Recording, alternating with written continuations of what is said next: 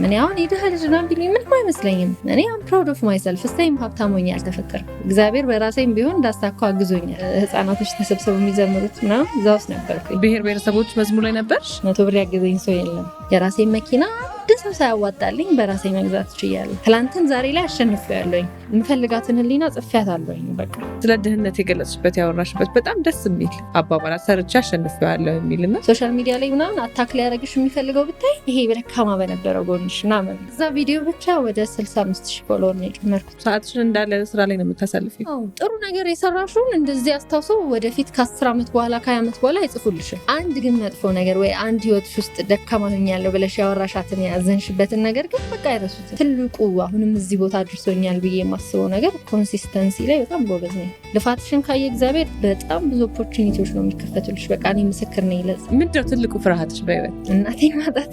ተይው ዓለም እኮ አትፈልግሽም ገንዘብ ከሌለሽ። አካባቢሽ ላይ ያለውን ችግር ካየሽ ስራ በደንብ አለ።